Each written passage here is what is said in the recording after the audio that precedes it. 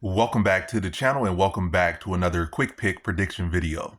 In this video, I'll be predicting the women's strawweight bout between Pujar Tomar versus Rayanne Amanda. And how do I feel about this one right here is I'm going low confidence Pujar Tomar to beat Rayanne Amanda.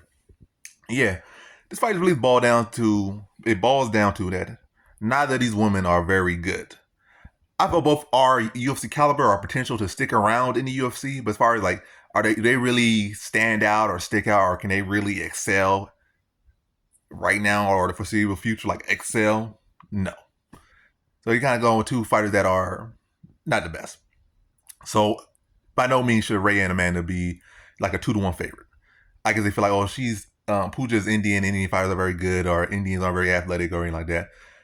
But I think Pujar Tomar is a pretty good athlete. I think she's a pretty good competitor, for the level that she was at and at the level she's at in the UFC currently. And I think she has good enough all-around skills. I don't think she's like somebody that's easy to take down and submit. She's not someone you just easily outstrike. And on Rayanne Amanda's side, who she fought? I'm not going to try to pull it out the remember, I think the last person she lost to, she actually outstruck her by like 2-1 strikes almost, it seemed. Like almost 2-1 strikes. But still in that fight, it's a round by round fight. And there was one legit round that person who's like a 5'1" midget, one-dimensional grappler, was able to outland her. So it also seemed like Rayanne Amanda has a thing where she kind of takes rounds off. It's not like she's the cleanest striker herself. Like I said, her striking not all that polished. Her grappling's not all that good. Like she's good enough all-around fighter. But she takes spaces off. She has little lapses in there. And if a one-dimensional grappler can take a round off her, basically striking, and also if the judges, award a fight that seemed plenty clear enough that she won against her, it's a lot of things to not like about herself. She takes rounds off. She kind of dips down. Like the first round, I think she landed like 60, 70 significant strikes. And after that dip, or whatever, or dipped in the middle. But in the third round, it kind of came back up, but nowhere near what she did in the first round. So obviously some dip off of her when we look at her fights. Whereas Pujar Tomar, I feel like she's able to she's actually able to keep a good output every round and actually uptick it. So I feel like there's an angle for Pujar Tomar to actually outwork Rayanne Amanda. I think she's solid enough to keep on her feet, to address everything that Rayanne Amanda brings. And I think she can outwork Rayanne Amanda. She can outwork Rayanne Amanda. And I think that's what she'll do.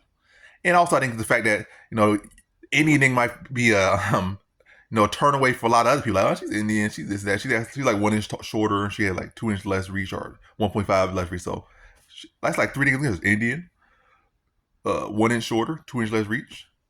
That's enough for me to just double down on the 2-1 underdog thing. But I think I don't think any big fat. Like her last one she lost to was like 5'1". She's like 5'2". Then Rayanne Amanda's 5'3".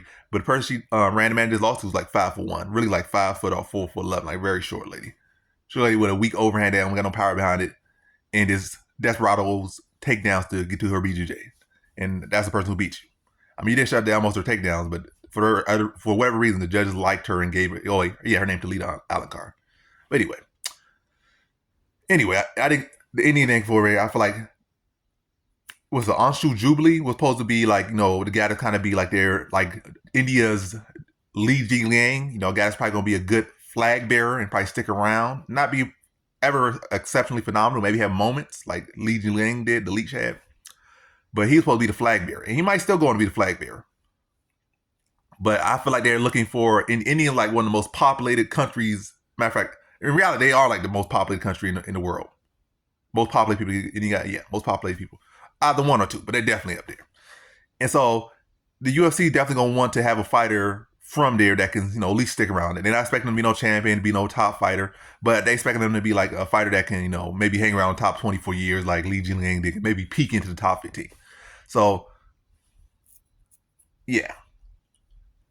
They're looking for fighters. So I feel like that's going to sway the judges. I feel like it's going to be a close fight. I feel like Pujar Tomar is going to push the pace and outwork her over the course of the fight.